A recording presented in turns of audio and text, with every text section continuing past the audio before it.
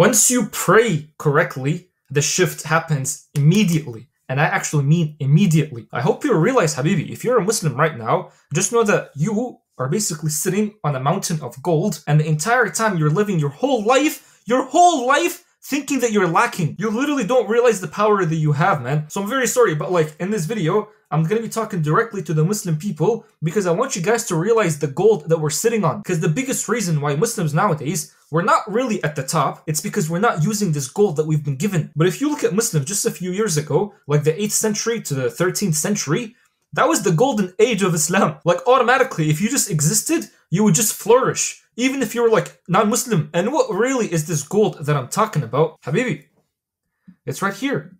It's salah. Salah. Can you believe if you look at like 99% of Muslims nowadays, none of us are really praying properly? And look, I'm not talking about like the little things where it's like, oh, where do I put my hands? Here, here. I'm not talking about that stuff, man. I'm talking about none of us are actually praying because none of us are truly getting the benefit of praying. Because you do realize if you actually pray properly, like you pray correctly, porn is going to be the easiest thing to quit. Money, the easiest thing to get. Stress is going to become non-existent. Peace is going to become consistent. I literally wrote a poem for you.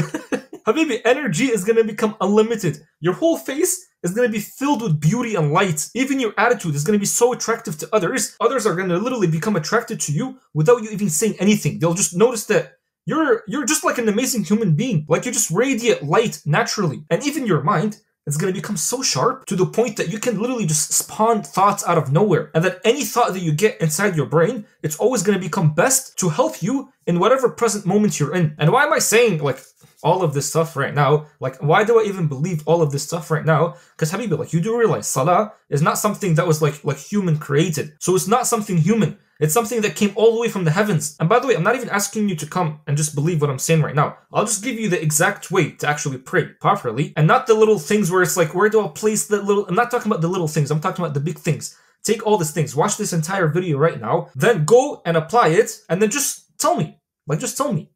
What are the results that you get? Because I tried this in my own life and the results that I get...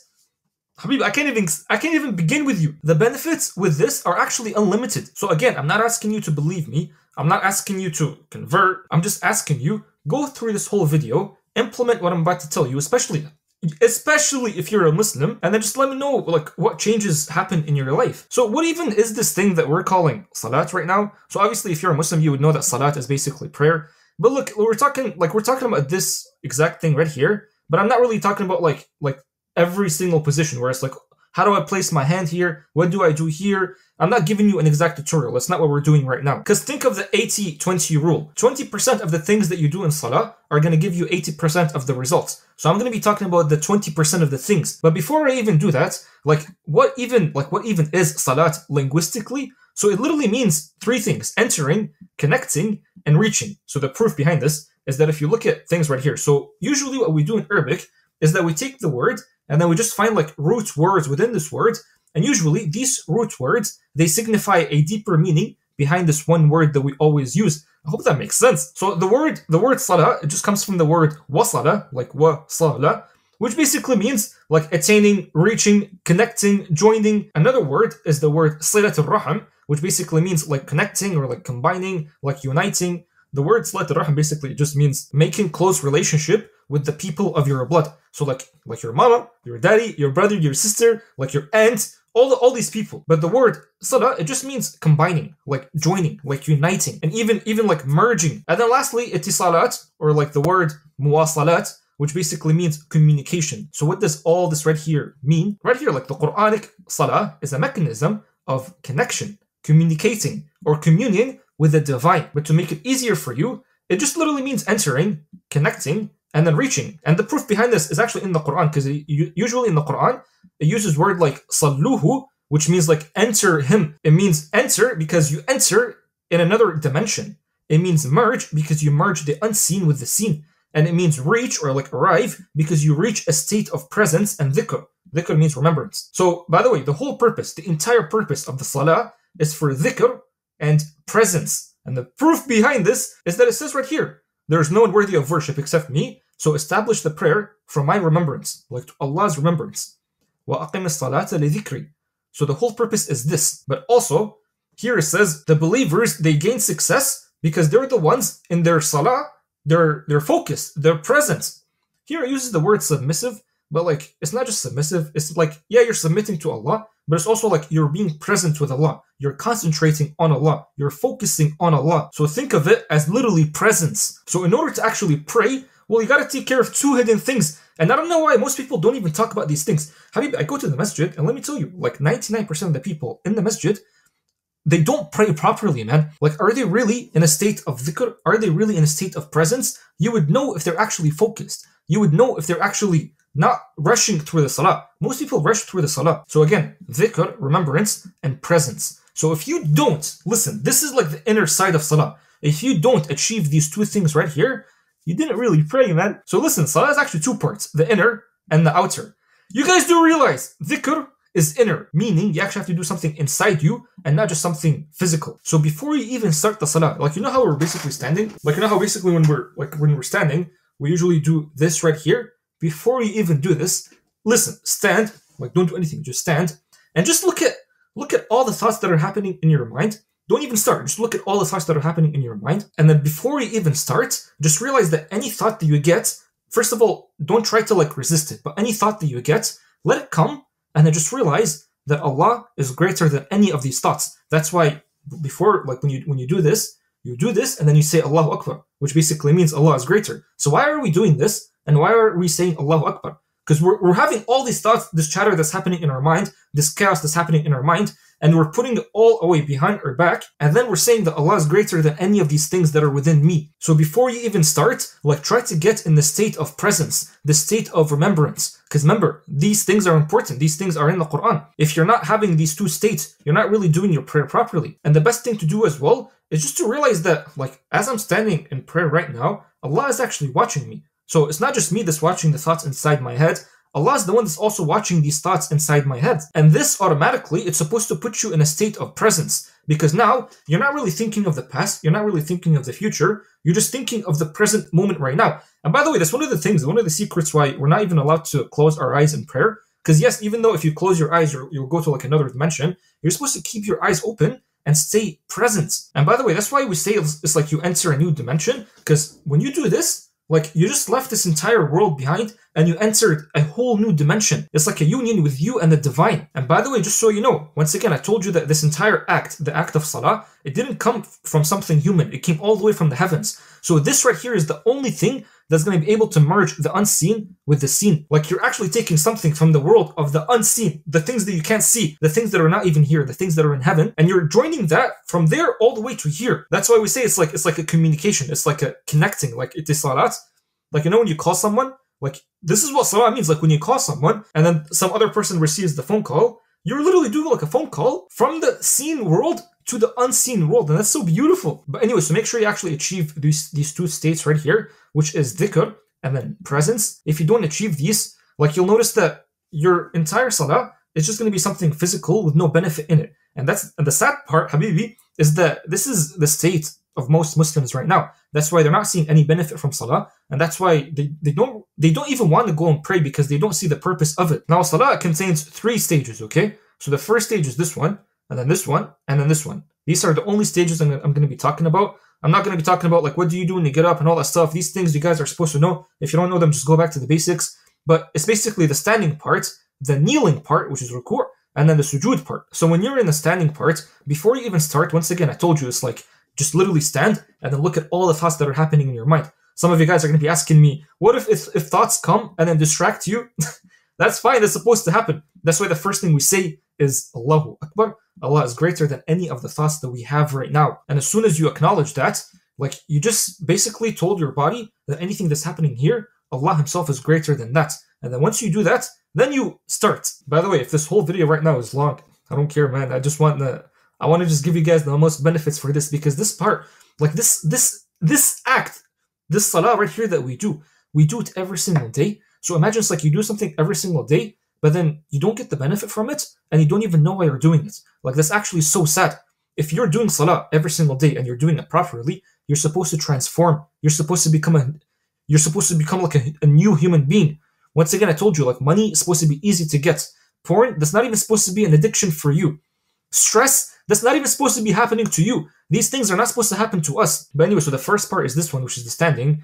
So the standing part is like, it's like literally you going from darkness to light. It's you entering to the other dimension. It's you going from chaos to order. Habibi, the act of standing by itself in a disciplined manner, this part alone is supposed to straighten you. Because listen, when you're standing like this right here is supposed to straighten you. So the thoughts that you're having, it's supposed to become straightened. That's why there's such a movement like this. So when we say the word like guide us to the straight path, and then if you're in the state, by the way, you're reading Surah Al-Fatiha, and then in Surah Al-Fatiha we're saying Ehdina siratan mustaqim, that just basically means guide us to the straight path. So it's supposed to straighten everything, like your mind, your thoughts, your heart, the feelings that you're getting, your body, like the physical.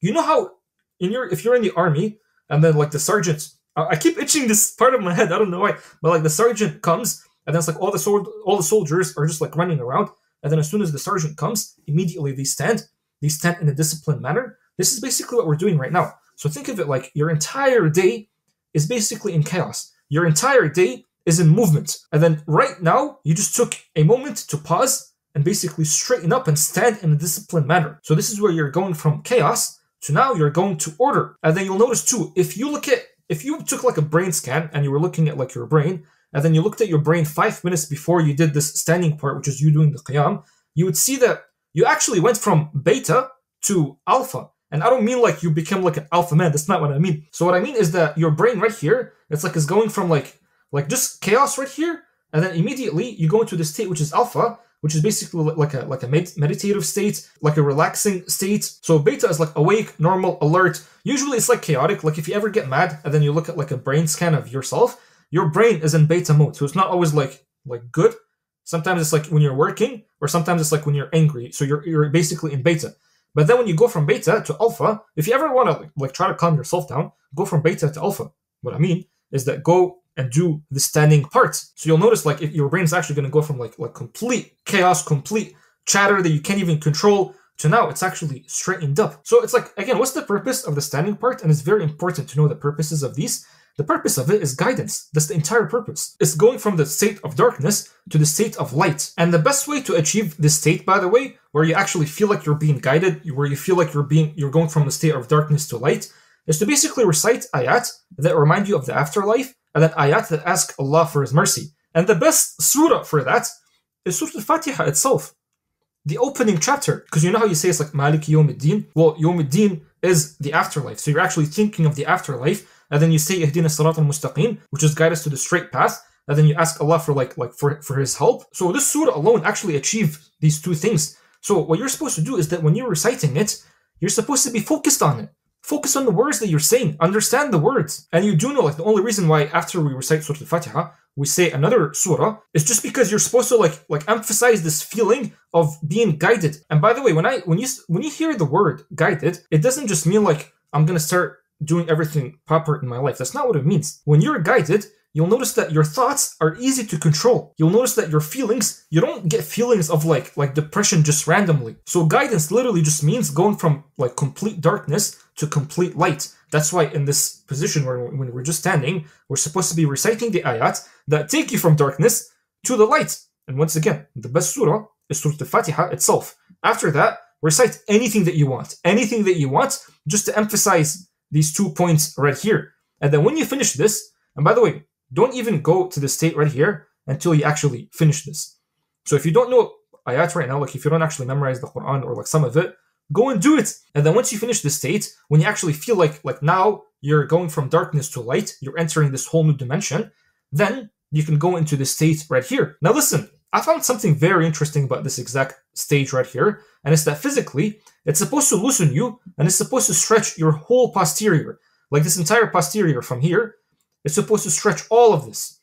Now listen, when you're doing this, some people usually when they do it, it's like curved. You're supposed to go like full 90 degrees. Like when you're in this position, try your best to basically achieve like a 90-degree angle right here. And what you'll notice is that, what's so funny is that this exact spot right here, like this spot right here, this is the exact spot where we all suppress emotions. So usually they say causes of back pain. The most common cause is trapped emotions.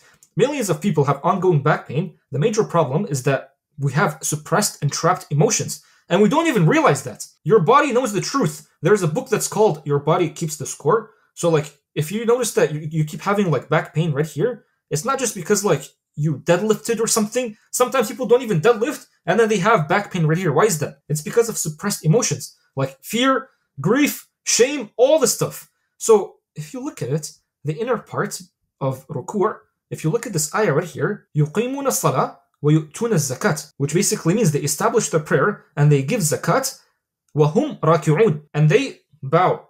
But look, if you're an Arabic man, you would know that here it says يُؤْتُونَ الزَّكَاةَ وَهُمْ رَاكِعُونَ, which basically means, if you're not Arabic, just listen.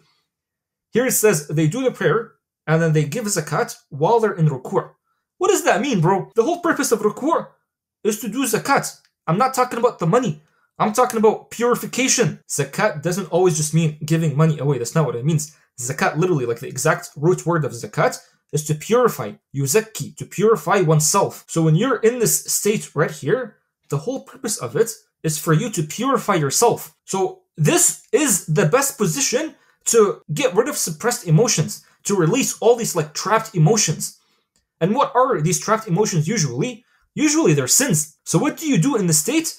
Well, it's easy, man. Just do istighfar. Listen, don't ever get up from this position until you actually feel light, like you feel forgiven and you feel loose. So this feeling, literally this feeling of you being light is actually you being forgiven. So you're not supposed to do this part quick, by the way. I don't know why most people, it's like when they do like all these like postures right here, like with these positions, they do this long, and then they do this super fast. Because usually it's like, it's uncomfortable, right? It's supposed to be uncomfortable. When you're in this position, you're supposed to like try to achieve the best 90-degree angle as possible, because what you're doing is that your legs right here, like you're literally stretching them. Your back, you're literally stretching it. And this right here, try to straighten your head with the, like with your butt. Try to basically get like the best 90-degree position, because you're actually stretching the body. You're releasing all the trapped emotions within your body. And then on top of that, if you're actually asking for forgiveness, you'll notice that not only is it going to have like a physical effect on you, but also like an emotional effect on you. Once again, the entire purpose of ruku' is for you to feel so light to the point where you actually feel forgiven. Once again, bro, like I haven't seen a single person who's talking about this, and this is such a big deal. And it's in the Quran too. يُؤْتُونَ الزَّكَاةَ وَهُمْ رَاكِعُونَ. They do purification while they are doing ruku'. And it's like, what are the chances that this is actually the best position for you to like purify all these trapped emotions within you? And by the way, it's like the Western people, they call it trapped emotions. Habibi, it's just sins. Because if you're getting fear, if you're getting grief, sadness, guilt, and shame, and all that stuff, usually it's from sins that are so hidden you don't even realize that they're actually there. Some people might come and tell me, it's like, wait, I'm feeling sad, but I'm not sinning. Are you really not, Habibi? Like, you're actually not? And I'm not saying like every type of sadness. It's fine. Like if you're feeling sad, sometimes it's okay, obviously. But if you're feeling sad and on top of that, like you're ashamed and you're guilty and you're scared, that's not normal. You're supposed to clean these emotions within you. And once again, man, the best way to clean it is this position right here. So you're actually supposed to prolong this position. Stay in that position and try to perfect it and recite everything that leads to forgiveness. It's like, yeah, okay, it's like we're saying Subhan Rabbi al-Azim. Okay, fine.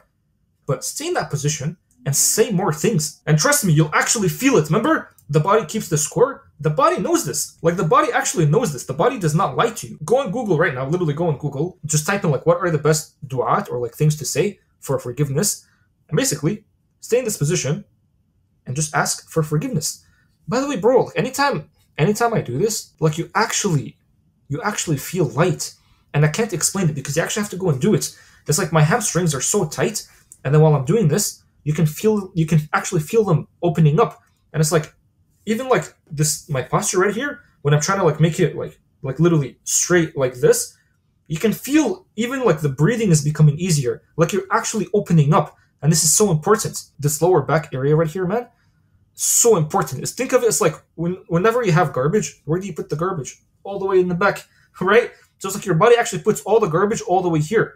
So doing this is supposed to get rid of all this garbage. And by the way, think of this. It's like your back is towards the sky. Like this is the sky and this is the earth. So the back is towards the sky. So think of it like you're literally presenting all your sins, all your trapped emotions to Allah, and He's just getting rid of all of them because you're asking Allah to get rid of all of them. And this is so beautiful. So now basically, what did we achieve? So the standing part, the whole purpose of it is that you're supposed to have light and guidance. Once again, guidance, it's like, think of the word guidance, just like straightening of your thoughts, straightening of your emotions, having light on everything else that's going on within you. Like usually the people that can't control their mind, that their mind is always like in chaos, these people are not guided. So if you're a Muslim and your mind is always in chaos, think of the reason why that is. And then when you do the ruku' part, which is like the bowing, the kneeling, well, don't ever finish that until you actually feel forgiven and you feel light. If you don't achieve these two things, you didn't really do your ruku' part properly. But then once you do that, then you do the sujood. So this is actually the climax. So once again, this right here is when you're entering into this connection with Allah. Remember, like, what did I say? Salah means entering, connecting, and reaching. So right now, it's like you've reached the climax. You reached the state where you're calling Allah. So in this state right here, it's like, what's the entire purpose of it? Habibi, the entire purpose of this is mercy. Literally just mercy. Like, show gratitude. Like, literally say, it's like, alhamdulillah, like, shukru lillah. And then ask for forgiveness once again. And make dua. Habibi, just connect with Allah. Just literally say anything that you want to Allah. And then stay in sujood until you actually feel the mercy. Because remember, it's like, you know how here it said, it's like, wasjud waqtarib, like prostrate, do sujood, and then draw near to Allah. Allah himself is telling you, it's like when you do sujood, you're coming closer to me. You're coming closer to Allah. So this right here is where you're supposed to get close to Allah. This is where any request that you make is going to be accepted. And remember the brainwaves that we talked about? Well, if you did your standing properly and you're kneeling, like your ruku' properly, well, right now you're supposed to be either an alpha, like alpha brainwave, or even theta. Remember what I said in a previous video about alpha and theta, especially theta? It's like when you're in theta, it's almost like whatever you will into the world, it starts happening. So whatever you ask for to Allah, or you make dua for to Allah, is going to start happening. There is no way it's not going to happen, like trust me. So this right here is when you're actually merging the unseen to the seen, where you're able to manifest anything that you want, because this right now is when you're closest to Allah. And maybe when you do sujood, it's supposed to make you feel powerful. It's supposed to make you feel no anxiety, like you're supposed to feel confidence, and you're supposed to feel strength and no more weakness. And also look at it, it's like when you're in sujood right now, like your head is in the same line as your feet. Usually what this means is that the beginning is the same as the end right now. Whatever the beginning is, the beginning and the end are the same right now. And by the way, if you look at, I don't know, I found this picture right here, but if you look at, this guy's just sleeping. If you look at like the sleeping position right here, the head is in the same line as the feet. It's like they're literally in one line. So in the case of the sujood, it's on the ground. In the case of like the sleeping, it's on the bed. So I noticed that when you actually do the sujood, if the beginning and the end are in the same line, this is like the way that Allah made the universe, where things just recover. Things, they nourish. This is where things get rebuilt. That's why if you look at, for example, like a baby in the womb, like they're actually in a state of sujood. And that's why when you're sleeping, you're in the state because this is the state where your body is recovering. Your body is rebuilding itself.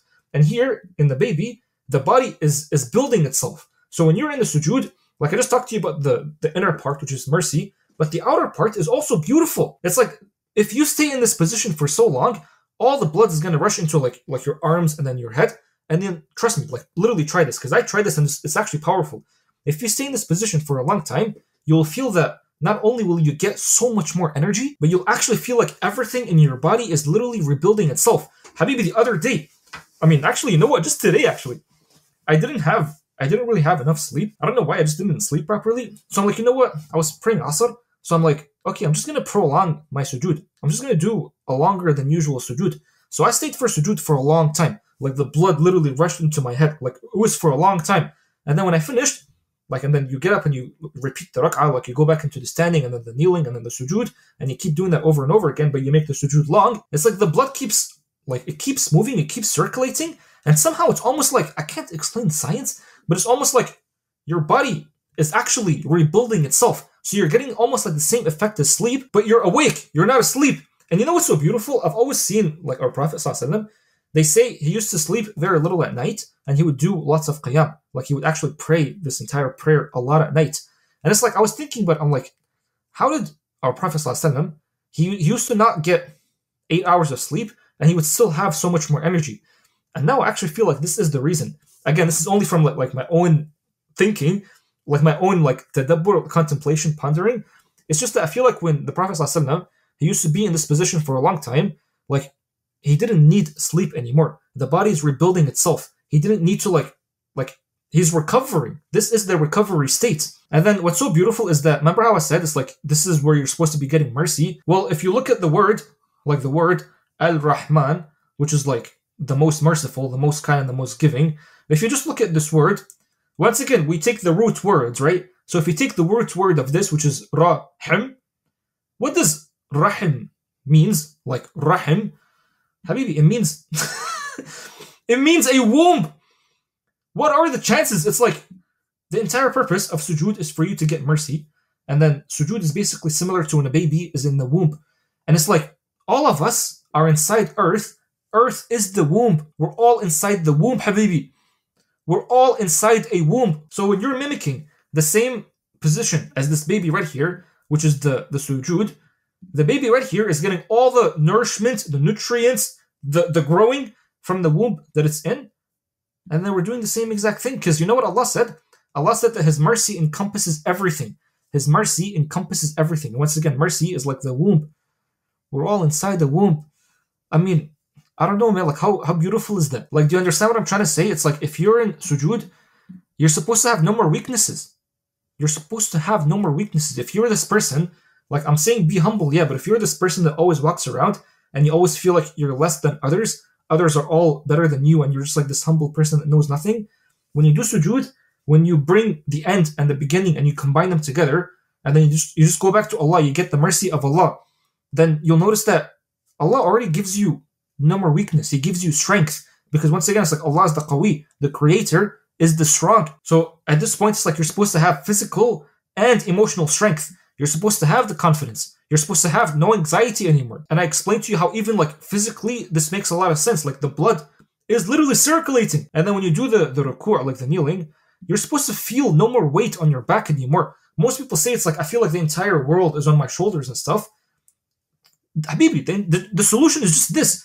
Go and do ruku'. Go and stay in this position and ask for forgiveness from Allah. When you do this, no more sins. And I should literally say it's like no more trapped emotions. None of that stuff. All the stuff just literally becomes like, it becomes free. The energy starts flowing once again. And then when you're standing, when you're in the standing position, there's supposed to be no more darkness. Like this is when you're actually supposed to have a clear mind. And then if you look right here, it's like we revealed the prayer, or we revealed what's in the book, and then establish the prayer, like do the prayer, because the prayer, it prohibits immorality and wrongdoing. The Arabic word they use is fahsha and munkar. You do realize if you prevent these two words, fahsha and munkar, which they translate it to like immorality and wrongdoing, but if you just prevent these two things from your life, like the amount of clarity that you're going to have in your mind, the amount of like just presence and flow that you'll have within your life, this is where it's like, you know, I just said, it's like when you do sujood, it's like you are even not there anymore. It's just like you're getting all the mercy, the light from Allah coming within you. So at this point, it's like your brain is not really going to get in the way anymore because there's no more anxiety, like none of this fahsha and then munkar and all that stuff. So you'll be living your whole life walking around with light because you reached the state of like having light. And then it's like the same as the hadith that said, when Allah loves a servant, and then when this servant, like us, when we come close to Allah through this act, which is prayer, you'll notice that the seeing becomes Allah's seeing. The hearing becomes Allah's hearing. The hands, the action that you do is like Allah's action. The feet, Habibi, the feet that you walk with, it's like Allah's feet. Now again, it's like, it doesn't literally mean that it's like Allah's feet and all that stuff, but it just means that anything that you do is going to be infused with Allah's manifestation. It's going to be infused with Allah's compassion. It's like everything that you do right now is perfect. It's not coming from you. It's coming from a deeper part within you. And just tell me, like Habibi, just tell me. It's like if you're living in that state, how can you not 100x your life? If you're living in that state, how can you do things that don't get you results? Because at this point, it's like you're not the one that's doing all the stuff. It's like Allah is literally doing all the stuff through you. And this right here, it's like this is such a secret behind this entire world, behind like this entire life. It's like sometimes even the words that we say, we don't even plan the words. And then even sometimes when I speak, I'm like, I don't even plan some of the stuff that I say, and some of the stuff that comes out are just so beautiful. I'm like, who Who's doing that? And it's not just within me, like everybody, Habibi, everybody that comes close to Allah through this beautiful act of salah, of prayer. Once again, I told you, the shift immediately happens. And I'm literally saying immediately happens. And by the way, like, you know what? It's actually insane. I'm even looking at all the stuff that's coming out right now. And I'm like, this is actually beautiful, man. Not gonna lie. Like, I mean, the way it's just, I don't know, the way it's all just explained. I kind of want to go do a ruku'. This is just all so beautiful, man. Like, I'm telling you, like, this entire act of worship, this salah that we're all doing, it's not, this thing is not human. I'm telling you, this thing is not human. And then what's so beautiful too is that this right here was not just given to Muhammad sallallahu alaihi wasallam. Because if you look at all the prophets in the Quran, all of them, they used to do sujood, they used to do ruku', and they used to do qiyam. All of them. So this right here is like it's not even just like an Islamic thing, it's like a divine thing. And this is the straight path. The straight path, if you actually follow the straight path, listen, the straight path is not like this path where you walk and hell is underneath you and you're trying to get to heaven. That's not what the straight path is. The straight path is when you notice that your thoughts are guided by something greater than you. Your actions are guided by something greater than you. The things that you do, it's not you that's doing these things. Even you sometimes will wonder, it's like, how am I even doing these things? And by the way, did you notice that when you actually do salah, every salah is at a certain period of time throughout the day. Like there's Fajr, the morning prayer, Dhuhr, the afternoon prayer. All these prayers, they're at a certain time when the universe is in a certain state. So what you're doing right now is that you're looking at the entire universe, and then Allah's telling you it's like the entire universe right now is doing sujood to me. You as the human, go and do sujood to me. And by the way, sujood, the word sujood, don't just be thinking it's like, it just literally means like prostrating and all that stuff. Sujood just literally means when you take the end and the beginning and you combine them. So in the sun, like when the sun comes out, that's the beginning, and then when it comes out, like when it comes back, it's like that's the end, and then it repeats, beginning and end.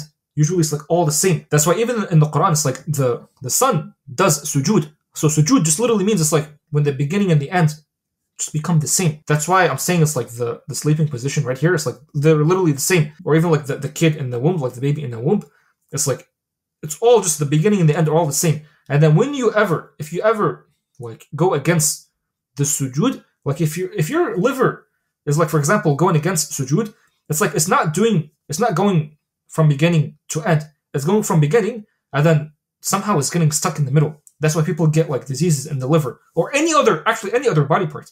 But just doing this act alone, what I'm trying to say, doing this act alone is going to make you flow, literally flow with the entire universe. You'll flow with the will of Allah. Because notice that every creature on earth actually does sujood to Allah. So right now, you're doing the same exact thing. And then if you look at every other creature, like the bird itself, the bird, usually it comes out of the nest. Like you've heard the stuff, it's like comes out on an empty stomach, goes and gets its sustenance, and always comes back with a full stomach. It's like, who's giving this bird the food? The bird doesn't know where to go. It's just someone is guiding this bird to go and get the food. Why? Because this bird is doing sujood. This bird knows the laws of the divine. So when you're doing the salah, all you're doing is just conforming to these laws of the divine.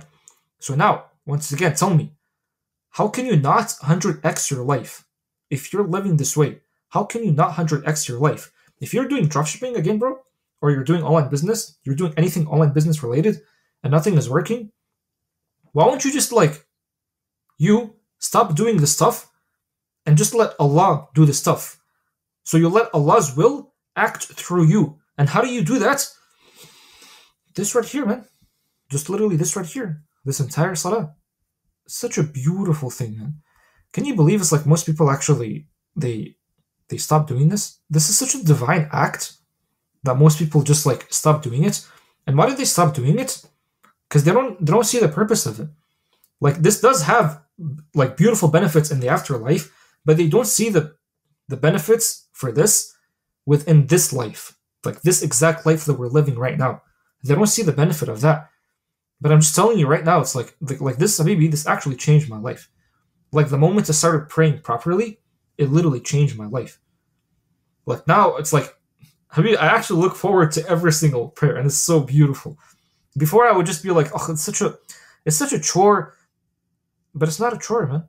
When you actually understand the whole purpose behind this, you understand the physical, and then you understand the inner, like not just the physical, like the emotional and the mental and the spiritual. You understand that, like, dang, bro, it's actually insane. And then you see people telling you, it's like, oh, you got to put your hands this way, you got to look this way, look that. Yes, like do that stuff, yeah. But understand the purpose, man. When you actually understand the whole purpose, we'll go back to this. Like I'm telling you, this right here that you guys have right now, that we all have, is literally gold. If you look at Muslims a few years ago, the 8th century and the 13th century, between this time, again, if you just existed, you'd be flourishing, even if you weren't Muslim, because they knew how to use this gold. This gold that we've been giving is so important. So important. Now, you know what you should do? Because I want to end this video off with like an exercise, is that when you go sleep, the time before, like try to wake up the time before Fajr, and then do Qiyamul Layl. So all the stuff that I talked to you about right now, go and do it at night before the Fajr time comes. 20 minutes before Fajr, 30 minutes before Fajr, and then you'll notice like everything that I'm talking about right now is like the effect is going to be like 100 times more. Literally 100 times more. I can't give you words to explain to you what's going to happen. You yourself, you're going to have to go and feel this by yourself. I can't just be the one that comes and tells this to you. You actually have to get up at night before Fajr, and just go and do this. Like, just go and do everything I told you about right now, and just feel it. Like, just feel it. And then just tell me also what's going to happen throughout the entire day, that same day. And then, yeah, man, just let me know.